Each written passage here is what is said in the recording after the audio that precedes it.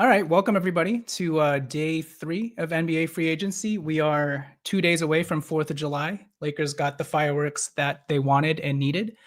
Deandre Ayton is a Laker. By the way, this is Jonathan Hernandez of the Lakers Legacy Podcast. Please do me a favor, like this video, subscribe to the YouTube channel at Lakers Legacy Pod. Follow us on X at Lakers Legacy Pod as well. I have yet to get a super chat thank you gift on YouTube. So if you want to be the first, I would greatly appreciate it. And I would definitely read your question on air. But for today's, I'm going to keep this to like 15, 20 minutes because my wife is going to come home any minute now and we're supposed to have dinner, or I'm supposed to make dinner. So I'm going to keep this short, but I do have some sheets to pull up, including some BAE options, BAE trade options, and some of the best veteran minimum options available. So right now I have pulled up to my left or your right where the Lakers currently stand. Now, this isn't 100% accurate because Jordan Goodwin, not Jordan Goodwin. Shake Milton, I've already taken out of this sheet. So technically, Shake Milton is still kind of lingering here as a non-guaranteed $3 million. But for now, I'm just going to assume that the Lakers are, unless he's put in a trade, are just not going to guarantee his contract because we're going to use that roster spot for a veteran minimum player or to re-sign Jackson Hayes along with whichever BAE guy we get, or we get a BAE guy and one veteran minimum guy. But if you look at my sheet to my right, your right, you will see that the Lakers actually don't have very many open roster spots available after the Deandre Ayton signing. And this is one of the first times, and I've been clamoring for Rob Pelinka to do this over the last few years. This is one of the first off seasons where we actually split the non-taxpayer MLE. I don't believe I've seen that done by Rob in his tenure. We've always just given the full sum amount to Montrezl Harrell, Gabe Vincent. We've never actually split it. So this year, I'm so happy that we did. Instead of only getting one player, when we lost DFS, unfortunately, to the Houston Rockets for 4 years, everyone was assuming that, okay, well, I guess we'll just get Deandre Ayton in his stead and that the full non-taxpayer Emily would go to Deandre Ayton. But instead, everything's kind of been flipped out of order. We got Jake LaRavia first. Everybody panicked for the first 48 hours. Like, what the hell is Rob doing? I can't believe Rob's doing this again. Luka fans, welcome to the Rob Pelinka offseason. I wouldn't wish this upon anybody.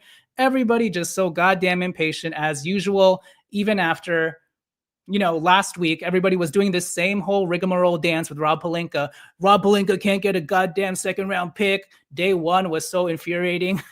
Guys, calm the F down. I know you guys have the attention span of a TikTok video, but calm down. Let the man do his work. I'm not saying Rob Pelinka is good. In fact, I'm saying he's wholly mediocre. But the way that some of you guys feed off of the Rob Pelinka hate and inject it into your veins because that's how you wake up the next day is honestly insane to me. So anyways, Rob Pelinka got the job done. You're going to say he fell ass backwards into this. He got lucky, whatever. But guess what? Rob Pelinka got the job done. And to Omar's point, this is the best year for Rob to use the non-taxpayer MLE in this way by splitting it. And so very happy he finally split the non-taxpayer MLE because, his track record with the non-taxpayer MLE, giving it fully to one player, has not been good. Non-taxpayer MLE or tax MLE otherwise.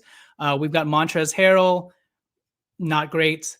Kendrick Nunn, obviously not great. Gabe Vincent, TBD, but not great. So I'm glad that he finally split that up because we've got more room for error. So even if Deandre Ayton sucks, hey, we spent $6 million of it on Jake LaRavia, and hopefully he pans out. Anyways, very happy. Well, I don't know about very happy is the right word, but I'm just glad that the Lakers got Deandre Ayton secured because the options after him, the plan DEF options after Deandre Ayton, were not looking too hot and promising. And I think the biggest thing that this Deandre Ayton move does for the Lakers, outside of the biggest thing, the Lakers got a starting caliber center, and the only real starting caliber center available on the market who's still relatively young.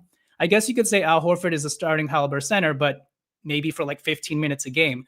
So outside of the big thing of the Lakers being able to actually snag a starting level center at a position of need, at a position of desperate need, the fact that they were able to do this without any assets going out is honestly a stroke of luck, stroke of genius, whatever you want to call it.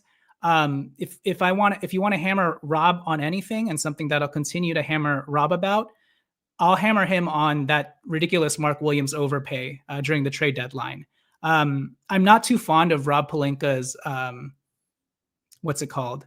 His heat checks after trades, after big trades he makes. If you remember back in 2023, he pulled off the great Russell Westbrook for D'Lo, Vando, and Malik Beasley trade, where not only were we able to get off of Russ's contract, but we got back starting caliber players and also only gave up one first. And then Rob all of a sudden was feeling himself and he was like, heat check, let me get Mo Bamba. At the time, that made sense, but honestly didn't end up panning out, and mainly didn't end up panning out because Rob Pelinka did not utilize Mo Bamba's non-guaranteed $10 million contract well that offseason, as well as Malik Beasley's non-guaranteed $16 million contract. All that to say, I go back to the Mark Williams trade because Rob Pelinka, that was another Rob Pelinka heat check special.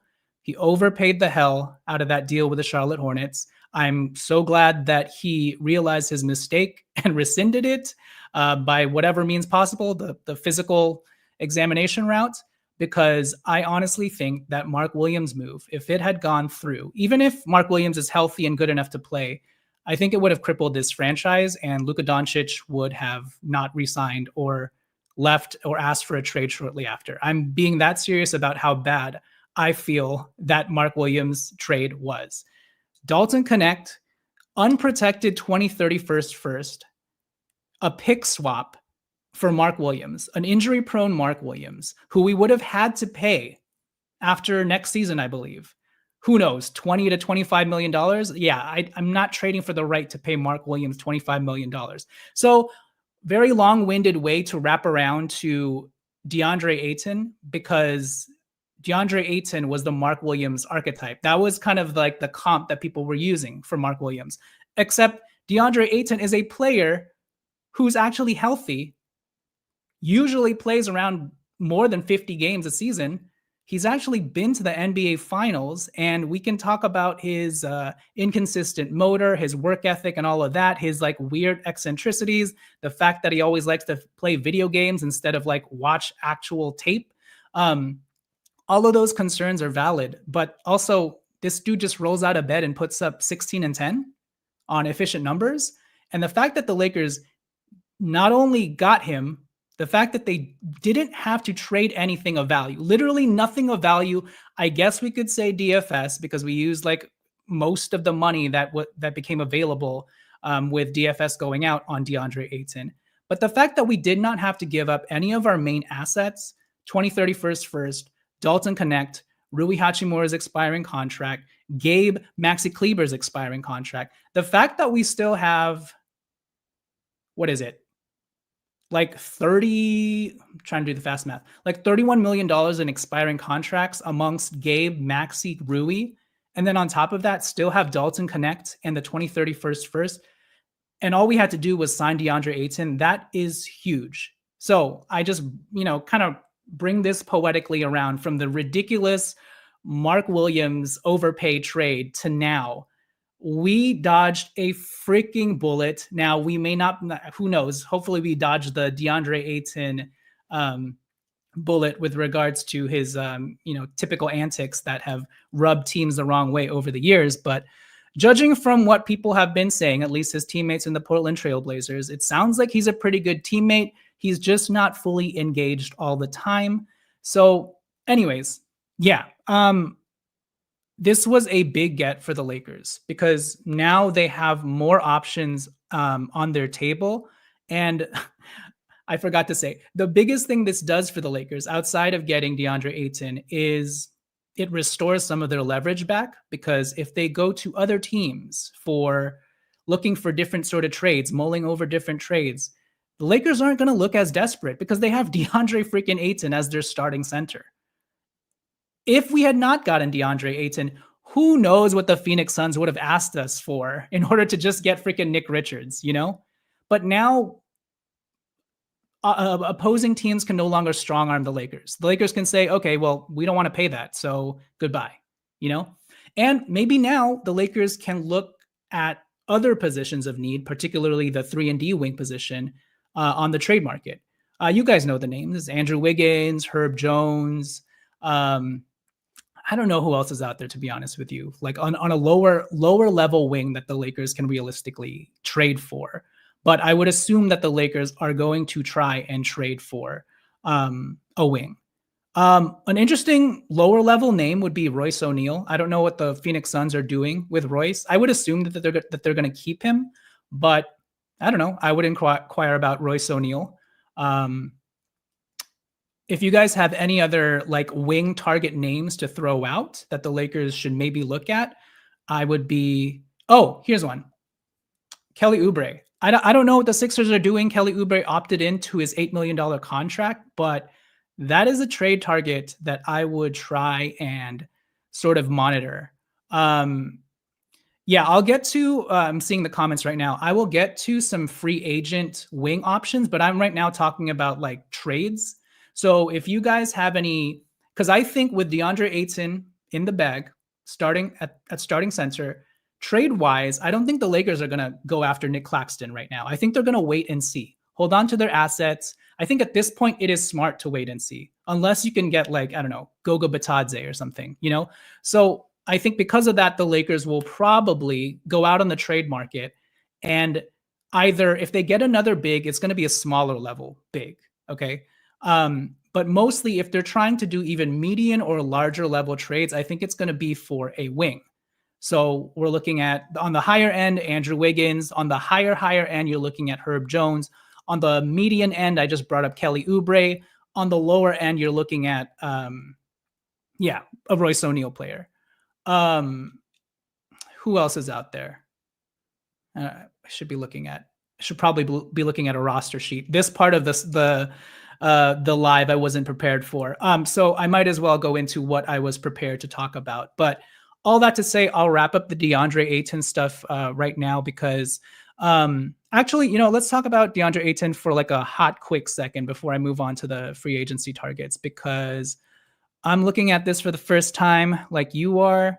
Let me pull up my screen real quick and let's look at some of Deandre Ayton's best games and stats for like a hot second. Okay, yeah, Matisse Thybulle for sure. Like one of my favorite guys. He's another wing that I think the Lakers should try and go out and target. Honestly, he would be probably my number one guy. He's only making like $11 million. Gabe Vincent, I don't know what else we need to give to Portland. But yeah, Matisse Thybulle would be probably tops in terms of if the Lakers are looking to trade for a wing right now because they got Deandre Ayton, their starting center, in the bag. I would look at Matisse Thybulle. I will look at Kelly Oubre, Royce O'Neal. I think guys like Andrew Wiggins and Herb Jones may be a little bit less realistic, but so really quickly before I get into like BAE options, BAE trade options, and veteran minimum peeps, let's really quickly just look at some Deandre Ayton stats and stuff. Let me share my screen. Okay. Let's really quickly look at Ayton's game log, shall we? All right. What did he do well last season? Some of his best games. We've got, let's see, 26 points, 9 rebounds, 2 assists, 1 steal, 1 block, 11 of 19 from the field against the Sacramento Kings. They actually won that game. More impressive than that, though, he put up 25 points, 20 rebounds, 2 assists, 1 steal, 1 block versus the Phoenix Suns in an overtime win against his former team. He also had a 24-point game where he shot 11 of 12 from the field, which is very impressive. 24 points, 7 rebounds, 2 assists, 1 block versus the Phoenix Suns again. I guess this guy just really likes to take it to his former team. Actually, look at some of his best games. When Deandre Ayton scores 20 points, the Portland Trailblazers have won 1, 2, 3, 4, 5, 6, 7, 7 out of 8 games. What do you guys think about that? When Deandre Ayton scores 20 plus points, his team does well. But yeah, no, I mean, the Portland Trailblazers in particular, I think this is of something of note because the Portland Trailblazers were somewhat of a tanking team till like the second half of the season. And so the fact that Deandre Ayton is contributing to actual winning basketball, even if it is on a lowly Portland Trailblazers team, I think that's something we should take into account because people probably think he was just a looter in a riot on the Trailblazers last season, but Portland was legitimately good second half of the season and was legitimately making a run to the play-in. So look at the fact that he was able to win 7 out of 9 games were all wins for the Portland Trailblazers when Ayton scored 20 plus points. I think it's pretty impressive. Let's look at some of his best rebounding games. He obviously had that 20 rebound game against the Suns. Here's against the Lakers. He had 19 rebounds. That's not too much of a surprise. 21 and 16 versus Dallas.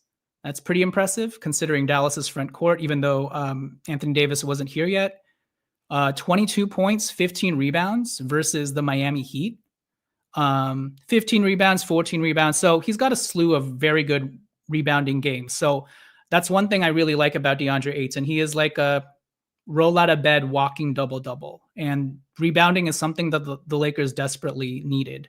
Blocks, okay, he's not the best shot blocker. 4 blocks. He only had one game last season of 4 blocks, only 2 of 3. So yeah, he's not the best rim protector, but you guys probably already knew that. Okay, I don't really feel like, I mean, I'm eventually going to do like a DeAndre Jordan like video breakdown, so I don't know how much I want to dwell on DeAndre Ayton. You guys kind of know the deal with him, and I got to end this pretty soon. So let me get into some options. Okay, let me stop sharing that. And let's bring up first some BAE options. Boop. Okay. All right, so in my opinion, here are the best BAE options left on the table for the Lakers. We've got obviously Al Horford, and then Precious Achiuwa would not be a bad backup big option for the Lakers. I worry about the fact that he's not exactly a lob threat and he is like an undersized center, but he is a player who can kind of do a little bit of everything, and he is athletic. He's just undersized, but he can shoot the ball a little bit as well. For anybody that plays fantasy basketball, Precious Achiuwa had some nice runs, especially last season. Ben Simmons, although, you know, when I had Anthony Irwin on my show yesterday, he did bring up the point that, like, do you really want Ben Simmons and DeAndre Ayton on the same team? I hadn't even thought about the mental aspect of things. And so, yeah, probably not. But I'm just thinking about, like, on paper, you know, basketball play and talent. And that's why I have Ben Simmons here, because I just think I'm not even thinking about Ben Simmons scoring. I'm not even thinking about his playmaking. I just know that Ben Simmons is a good defender with length and positional versatility. So that's why Ben Simmons is on there. We've got Chris Boucher. Yeah, Chris Boucher is kind of redundant right now to the current Lakers roster. I would be more open to a Chris Boucher signing if we were able to let go of, say, Jared Vanderbilt, or if Rui Hachimura is shipped out. Then Chris Boucher makes a lot of sense, because Chris Boucher is sort of like Rui Hachimura in Jared Vanderbilt's body, if that makes any sense. And I've always liked his game because he's lanky. He's actually a better like rim protector than he is a point of attack defender, but he can hit turnaround jump shots. He can hit threes. At one point in his career, he was averaging like 2 blocks per game. So I like Chris Boucher, but not in the Lakers' current context. Only if, again, Lakers are able to offload Jared Vanderbilt, but I don't know why we would want to offload Jared Vanderbilt. He becomes even more important to the team now that Dorian Finney-Smith is gone. And this is his first healthy offseason. So I would like to give Jared Vanderbilt a chance to stay healthy and regain and reclaim some of his like defensive player of the year, as far as the Lakers are concerned, sort of caliber play. And then Amir Coffey, you know, 6 good size for a wing, 6'7". His defense can wax and wane. Sometimes he looks really good. Sometimes he looks really bad, but you can't deny the length. And he did shoot pretty good percentage from 3 last season. If I had to rank, I just wish Al Horford was like 32 years old. But having said that, after watching his tape last season, if you can limit him to like 15 minutes, the dude can still move. The dude is still as strong as a rock. You're watching him like defend the post against Nikola Jokic and then switch out to a guy like Jamal Murray and then do an adequate job defending multiple positions. And then on the offensive end, I mean, he's just like the perfect offensive connector piece, perfect DHO guy. He knows when to pop. He can still hit threes. Like, yeah, I mean, and I don't think Al Horford has been that injury prone the last few seasons. So Al Horford would probably be at the top of my list. And the fact that we have Deandre Ayton now in tow and, given the concerns and questions about his work ethic and his mental makeup and his immaturity, you want to have like a solid vet like Al Horford. And I think Al Horford will do a lot to put LeBron James' mind at ease and give him like another homie that he can sort of rock with. Because I feel like LeBron James is more and more feeling like he doesn't belong on this team of young guys. And so having a guy like Al Horford may make LeBron feel a little bit more comfortable, outside of the fact that Al Horford just plays very good basketball on both ends of the floor. So, and I'm sure JJ Redick would love to have like a high basketball IQ mind on both ends like Al Horford. So I'd probably right now put Al Horford number 1. Precious Achiuwa number 2 for more backup big man-ness. Look, on paper, I'm still putting Ben Simmons probably number 1 just because I can't get past like the intrigue of his defense. But yeah, right now, coming to my senses, Al Horford, Precious Achiuwa, and then maybe like Amir Coffey, Chris Boucher, Ben Simmons. That's how I would put these BAE options, okay? Let me put up the BAE trade options, because one thing that the Lakers can do with their BAE, as some of you probably already know, is they can use it as a trade exception to take on unwanted salary from another team. And so the BAE is worth $5.1 million. And so if the Lakers want to take in a player who's making at max $5.1 million or lesser, they can do that with the BAE. And maybe they don't even need to give out an asset. Maybe the other team that they're trading with just wants to get off that player and open up a roster spot. So with that said, here are some of the best BAE trade options. Boom, there it is. Number 1, Nick Richards. I think before the Deandre Ayton stuff was being sorted out, the Lakers were already talking to the Phoenix Suns about Nick Richards. He's making $5 million this season, expiring. So he would be an easy option. As a starting caliber center for the Lakers, he would have been very underwhelming. But as a backup big, give me Nick Richards every day of the week, because even if he's inconsistent defensively, like the dude can rebound the ball. He crashes the glass like crazy, and he's an explosive lob threat. I don't know if you guys have ever seen Nick Richards rolling. This dude can jam the hell out of the ball and tear the rim down. And he would be a perfect sort of Luka Doncic pick and roll partner. He really gets up there. He really cocks that arm back and sledgehammers at home. So yeah, Nick Richards would be a great trade option. Andre Drummond also, he picked up his player option of $5 million. The Philadelphia 76ers are dealing with a lot of money issues because their team is so expensive. And I'm pretty sure they did not want Andre Drummond to pick up that option. And a lot of you guys are probably going to poo-poo Andre Drummond. You have that bad taste in your mouth about his time with the Lakers. But Andre Drummond does one thing very, very well. He's a very, very good rebounder. And if the Lakers can get the requisite amount of like wing defense, perimeter defense around them, Andre Drummond coming off the bench, rebounding the hell out of the ball, gobbling the ball up, not a bad option. He averaged nearly 8 rebounds this past season for the Sixers in just 19 minutes. That's crazy. Last season, he averaged nine rebounds in just 17 minutes. This dude is out rebounding Jackson Hayes by like 4 rebounds in the same amount of time, even less. So I like Andre Drummond purely because this dude is like legitimately the best rebounder, one of the best rebounders in NBA history, especially on a permanent basis. So The dude can grab boards, and that's something that the Lakers need. So as a backup big, would not mind Andre Drummond if we don't have to give up anything. And I don't think we would have to give up anything, honestly. I think the Sixers just want to open up the roster spot. They did not want Andre Drummond to pick up that $5 million player option. Next player, Cam Whitmore, Houston Rockets, $3.5 million. I'm not exactly sure where Cam would fit on this team because as a defender, I don't think that's been his calling card. He's kind of just been like a microwave scorer and transition demon for the Houston Rockets. Although if you look at his bully ball frame and his wingspan, he does have the tools to be a good defender. I would be interested in a Cam Whitmore flyer, just in terms of having more young, athletic, explosive guys in our stable who can run up and down the court.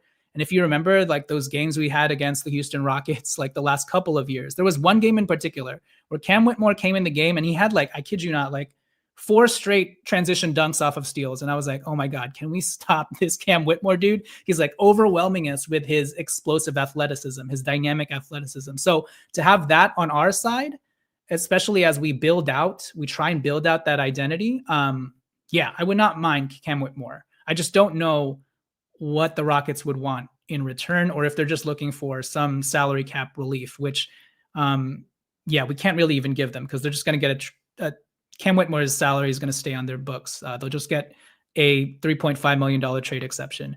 And then sort of similarly to Olivier Maxence, or sort of similarly to Cam Whitmore, is Olivier Maxence Prosper out of Dallas.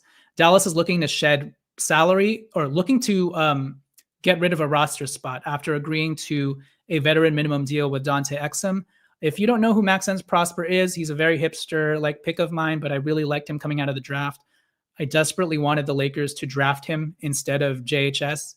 He's a 6'8", 7-foot wingspan wing who honestly kind of reminds me of DFS, like a young giraffe version of DFS. If you can continue to mold him, work on his 3-point shot, he's explosive as hell. He's like, in terms of explosiveness, he's like Cam Whitmore, but like taller. And the more defensive-minded Cam Whitmore. He just doesn't have very much offensive versatility and tools right now. So these are the best BAE trade options if we use the BAE as a trade exception. So yeah. All right, I'm going to run through the veteran minimum guys really quick and then going to close things out because I got to prepare dinner. Okay, here's veteran minimum guys. Obviously, DeAnthony Melton. I mean, he might command the BAE, but I don't know. He's coming off his ACL. I wouldn't necessarily do that. Jock Landale is probably going to get cut or waived at some point by the Houston Rockets. Kai Jones, you guys already know my love affair with Kai Jones. If you haven't watched my video breakdown on his game, please watch it. It's a lot of fun, even if the Lakers never sign him. DeLon Wright played pretty well for the Knicks and Tibbs in the playoffs in spot minutes, and he's still like a scrappy defender. I think if the Lakers pull off a Gabe Vincent trade, ship him out, DeLon Wright would be an easy replacement for that in terms of like a point of attack guard defender. Someone brought it up. I think it was Omar. Cody Martin would be great. I've always liked Cody Martin's game, kind of like a jack of all trades, master of none, 6'5", gritty defensive minded player who can also play point guard in a pinch. Actually, Charlotte Hornets put the ball in his hands a lot. He was able to run pick and roll in a pinch. Only problem with Cody Martin is he's been very injury prone the last few years, but if you're getting him for, the vet minimum, would not mind that, especially because he can guard up and guard wings. Thomas Bryant, former Laker Thomas Bryant, he did some things for the Indiana Pacers in the playoffs. Had that one game where he was knocking down some clutch threes, at least in the third quarter. Thomas Bryant, you can always rely upon, or you can always rely on him with regards to his motor. And if you're worried about Deandre Ayton lacking motor and intensity, you don't have to worry about that with Thomas Bryant. Now, Thomas Bryant isn't the strongest defender by any means, but if you're looking for energy and hustle and a 7'6" wingspan, that's Thomas Bryant. Someone brought up Bol Bol. I put Bol Bol here as well. I also don't know where Bol Bol would fit unless like Jared Vanderbilt or Rui Hachimura go out in another trade. And at that point, I think I've said this before, but if we're taking a flyer in Bol Bol, I'd almost rather just get Chris Boucher because he has the experience. He's like the fully formed version of Bol Bol. And then lastly, kind of a dark horse here, my hipster Moneyball pick is Jabari Walker, young player out of the Portland Trailblazers. Samaki Walker, former Lakers, Samaki Walker's son. 6'7" with like a 7-foot wingspan. He's like a more of a power forward type, but I guess he can play some wing.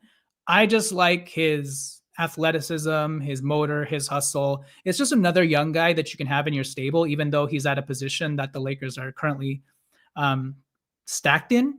But yeah, I don't know. I like piling up these younger guys who are well conditioned, who have young legs, who will hustle and crash the glass, get to 50-50 balls. And Jabari Walker has some offensive versatility in him as well. Can shoot some threes, put the ball on the floor. Yeah, the idea of Bol Bol is definitely 10 times better than Bol Bol himself. Although when he did start for the Phoenix Suns last year in like 10 games, he averaged like 12 points, 6 rebounds or something. So, I mean, he has shown some flashes, but I just, with a body that frail, I'm honestly not sure where you put him on the court, because he's not a front court rim protector. He's almost like a shooting guard in a 7'3" guy in a shooting guard's body. And like, what the hell do you do with that out on the court? So yeah, those are my options. I think I'm going to close it out from here. Hope you guys enjoyed this random live that I did. Sorry I wasn't able to get to, I don't think you guys had questions. You guys were just talking, which is fine. But yeah, let me know if you guys want me to do more of this, if this stuff is insightful, if you guys like my sheets that I pull up. I put a lot of time, work, and effort into like doing this on the fly. So if you guys could do me a favor and like this video, comment, subscribe to the YouTube channel at Lakers Legacy Pod. I would really, really appreciate it. Yeah, I mean, it's been a busy time of the year, and I have been working. I mean, this is not my full-time job. I have a legitimate full-time job on top of being a TV writer, taking on freelance work. And this, I kid you not, the past few weeks, I have been working, I want to say 17 hours out of the day. If it's not my full-time job, if it's not writing, I'm doing this stuff. And I do all the graphics and everything. So if you guys appreciate the work that I do, please let me know. An affirming comment goes a long way in helping me out, motivating me to do this. Sometimes I feel like it's all for naught. All right, I'm starting to kind of like use this as a therapy session, so I'm going to stop. Anyways, thank you guys for joining this random live, and hope, okay, I'll check my thing. I don't think anything happened since I've been on, right? You guys would let me know if something did happen. Yeah. Anyways, sorry, I just kind of like took the air out of the balloon there. But anyways, thank you guys for watching. Follow me on X at Lakers Legacy Pod. YouTube, you know what to do.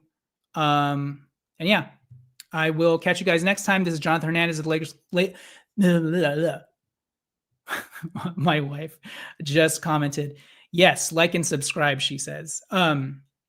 This is Jonathan Hernandez of the Lakers Legacy Podcast. I will catch you guys next time. Peace.